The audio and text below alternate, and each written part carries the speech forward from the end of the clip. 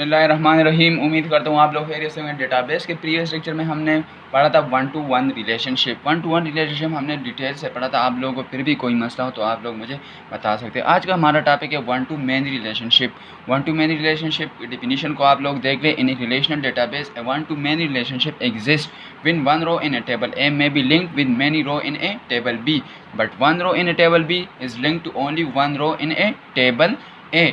यानी यहाँ पे देख ले हमारे साथ दो टेबल है डेटाबेस में। एक टेबल है हमारे साथ ए टेबल और दूसरा है हमारे साथ बी टेबल। तो वन टू मैनी रिलेशनशिप हमारे साथ किस तरह एग्जिस्ट करेगी, यानी टेबल ए का एक ही रिकॉर्ड किसी टेबल बी के मैनी रिकॉर्ड को क्या करेगी, लिंक करेगी। यानी one to many relationship table A से एक ही रिकॉर्ड, टेबल बी से मैनी रिकॉर्ड आपस में क्या होगी, लिंक्ड होगी। और दूसरी तरफ से देखें तो दूसरी तरफ से हमारे साथ है many to one, but one row in a table B, यानी टेबल बी का एक ही रो क्या होगी, लिंक होगी one row in a table ए। यानी एक तरफ से हमारे साथ है वन टू मैनी रिलेशनशिप, यानी ए टेबल का एक ही रिकॉर्ड किसी बी टेबल के मैनी रिकॉर्ड को लिंक करेगी। तो दूसरी तरफ से हमारे साथ है मैनी टू वन, यानी टेबल बी का एक ही रिकॉर्ड टेबल ए के सिर्फ एक ही रिकॉर्ड को क्या करेगी, लिंक करेगी। एग्जांपल देखें, a customer can give many order but a particular order can give by only one customer. यानी एक कस्टमर हमारे साथ क्या कर सकते हैं, एक से ज़्यादा ऑर्डर दे सकते हैं, लेकिन जो पार्टिकुलर ऑर्डर वो क्या करेगा, सिर्फ एक ही कस्टमर दे सकता है।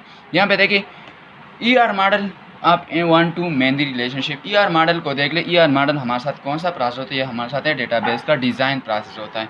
यहाँ पे देख ले ER मॉडल में हमारे साथ दो एंटिटी है, एक हमारे साथ है कस्टमर एंटिटी और एक हमारे साथ है ऑर्डर एंटिटी। यहाँ पे देख ले गेव किसको रिप्रेजेंट करता है, गेव रिप्रेजेंट करता है रिलेशनशिप को, गेव रिप्रेजेंट करता है रिलेशनशिप। डेटाबेस में हम एंटिटी को किससे रिप्रेजेंट करते हैं, रेक्टेंगल से। यहाँ पे देखिए इसमें हमारे साथ कस्टमर एक एंटिटी है, एक एंटिटी हमारे साथ ऑर्डर, इन दोनों के दरमियान रिलेशनशिप के वो हमारे साथ है एक रिलेशनशिप टेबल। यानी रिलेशनशिप को हम किससे रिप्रेजेंट करते हैं, डायमंड से। तो यहाँ पे देख लें ये तो हमारे साथ हो गया ER मॉडल। ER मॉडल यानी डिज़ाइन प्रोसेस, इसको हम रिलेशनल टेबल में या रिलेशनल मॉडल में कन्वर्ट करते हैं। यहाँ पे देख ले रिलेशनल मॉडल में हमारे साथ पहले नंबर पे हमारे साथ है कस्टमर, यानी कस्टमर टेबल में हमारे साथ कस्टमर एट्रीब्यूट आएंगे। यहाँ पे ऑर्डर टेबल है, ऑर्डर टेबल में हमारे साथ ऑर्डर एट्रीब्यूट आएंगी। और ये टेबल जो है हमारे साथ कौन सा है, ये रिलेशनशिप टेबल को रिप्रेजेंट करती है। यहाँ पे देख ले कस्टमर, तो कस्टमर में हमारे साथ कस्टमर के एट्रीब्यूट होंगे, कस्टमर ID होगी, कस्टमर नेम होगा, सिटी हो गई, ठीक है। ऑर्डर टेबल में हमारे साथ ऑर्डर एट्रीब्यूट होंगी, order number, item name, cast.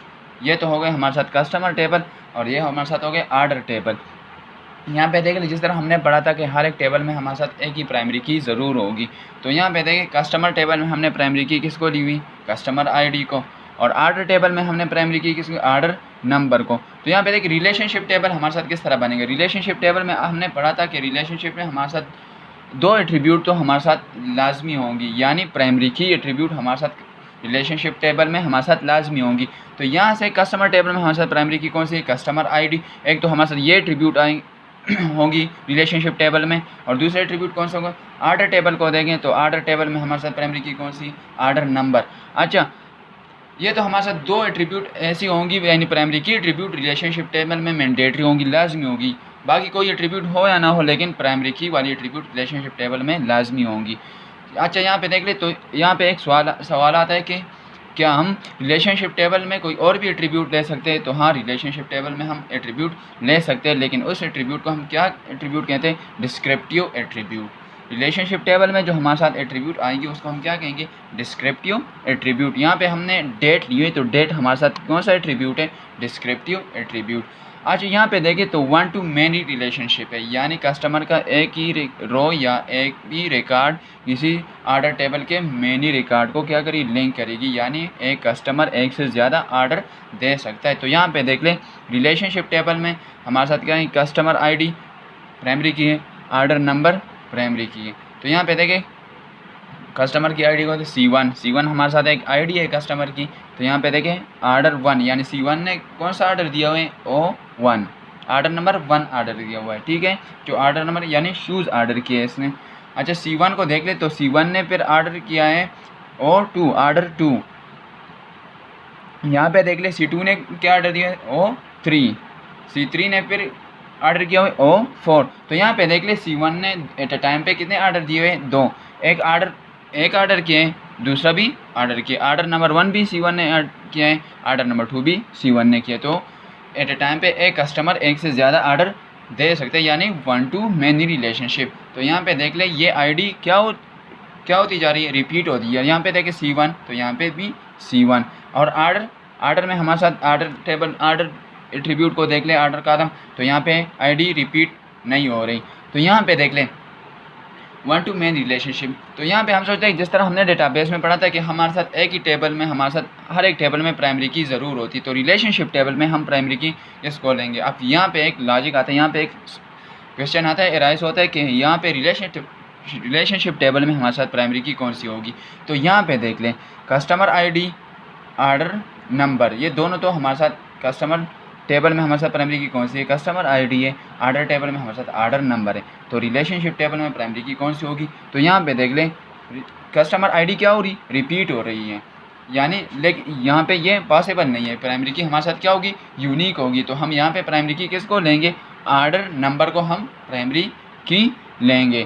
तो यहाँ पे देख ले यहाँ पे रिलेशनशिप टेबल में हमारे साथ प्राइमरी की कौन सी हुई, आर्डर नंबर हमारे साथ प्राइमरी की है। अच्छा, इस यहाँ पे एक और क्वेश्चन आता है कि क्या हम इस टेबल को रिड्यूस कर सकते हैं। तो हाँ, 1 to many रिलेशनशिप टेबल में हम टेबल को रिड्यूस कर सकते हैं। इस टेबल ये हमारे साथ 3 टेबल्स हैं, एक हमारे साथ कस्टमर टेबल, एक हमारे साथ आर्डर टेबल और एक हमारे साथ रिलेशनशिप टेबल है। तो हम इससे 2 टेबल भी बना सकते हैं। इस रिलेशनशिप टेबल को हम ऐड करेंगे कहाँ पे, आर्डर टेबल के। यहाँ पे देखें आर्डर नंबर तो ऑलरेडी यहाँ पे है, तो यहाँ पे हम क्या लिखेंगे, डेट लिखेंगे और कस्टमर आईडी इस टेबल के साथ यहाँ पे लिखेंगे। तो ये टेबल से 2 टेबल से हमारे साथ क्या होगी, एक टेबल बनेगी।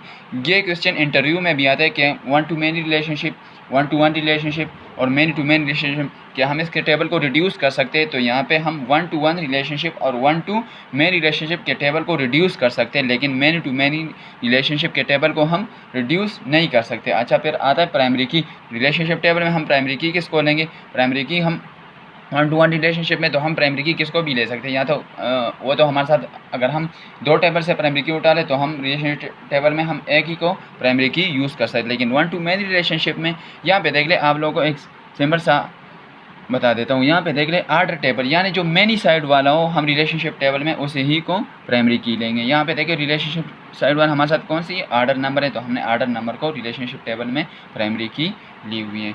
आज के लिए इतना ही। नेक्स्ट लेक्चर में हम डिस्कस करेंगे many to many relationship in database.